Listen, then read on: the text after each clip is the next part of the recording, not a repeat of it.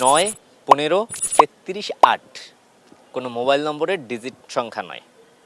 সৌম্য সরকারের সর্বশেষ অস্ট্রেলিয়ার বিপক্ষে যেই টেস্ট ম্যাচ অর্থাৎ টেস্ট সিরিজের পারফরমেন্স এটি। ঘরের মাঠে যেই অস্ট্রেলিয়ার বিপক্ষে সৌম্য সরকারের যে পারফরমেন্স সেটির দৃষ্টিকোণ থেকে তাকালে হয়তোবা এই সিরিজে অর্থাৎ সন্নিকটে দাঁড়িয়ে যেই সিরিজ সেই সিরিজে সৌম্য সরকারের অবস্থান নিয়ে আলোচনা তৈরি হতে পারে। কিন্তু এই সৌম্য সরকার গত এনসিএলে যে পারফরমেন্স করেছে, টপ রান স্কোরার হয়ে যেই এনসিএল শেষ করেছে, তারপরে আবার অনেক আলোচনা সমালোচনা বন্ধও হয়েছে। সৌম্য সরকারকে এই সিরিজে রাখা নিয়ে নির্বাচকদের ব্যাখ্যা গতকাল হাবিবুল বাশার সুমন জানিয়েছে, সৌম্য সরকারই হতে পারে সেই প্লেয়ার যিনি অস্ট্রেলিয়ার মাটিতে অস্ট্রেলিয়ান পেসারদের চ্যালেঞ্জ ছুড়ে জানাতে পারে ওপেনিং স্লটে। বাংলাদেশের হয়ে শুরুতেই হ্যাজেলউড, প্যাট কামিন্সদের সমুচীন জবাবটা দিতে পারে। এই সৌম্য সরকার, যাকে এক সময় ভাবা হতো বাংলাদেশের ভবিষ্যৎ তারকা, সেই তারকা 2014 সাল থেকে আজ 2026 পর্যন্ত তেমন কোনো ইফেক্ট বাংলাদেশ ক্রিকেটে ফেলতে পেরেছে কিনা সেটি সমর্থকদের কাছে প্রশ্ন তোলা থাক। অন্যদিকে এই সৌম্য সরকার নিজের প্রতিভার প্রতিদান কতটুকু দিতে পেরেছে সেটি নিয়েও প্রশ্ন রয়েছে।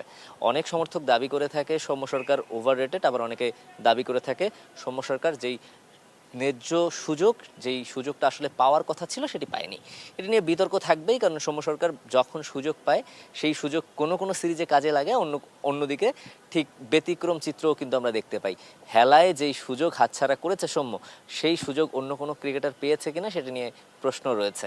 আমরা দেখতে পাই এই 5 বছর পরে সৌম্য যেই টেস্ট দলে সুযোগ পেয়েছে, এই 5 বছর আগে সৌম্যর কিন্তু বলার মতো টেস্টে তেমন কিছুই নেই। একটি মাত্র সেঞ্চুরি রয়েছে সেই নিউজিল্যান্ডের বিপক্ষে। 149 রানের সেই ইনিংস আজও সৌম্য সমর্থকদের একমাত্র স্মার্ট সিটি বসুন্ধরা, আধুনিকতায় এক ধাপ এগিয়ে।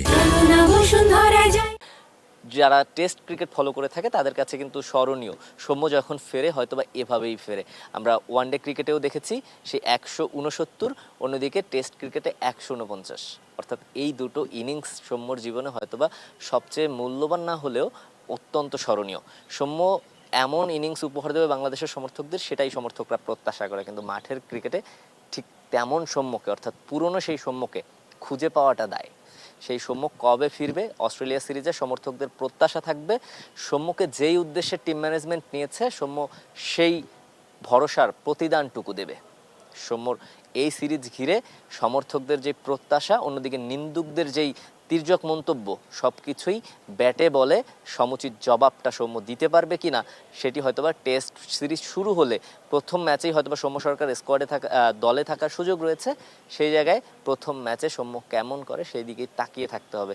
সৌম্যর এই সিরিজে ডাক পাওয়ার আগের প্রসঙ্গে যদি একটু যাই, সেখানে কিন্তু সৌম্যর এনসিএল যে ক্রিকেট রয়েছে সেখানে কিন্তু দুর্দান্ত পারফরমেন্স আমরা দেখেছি।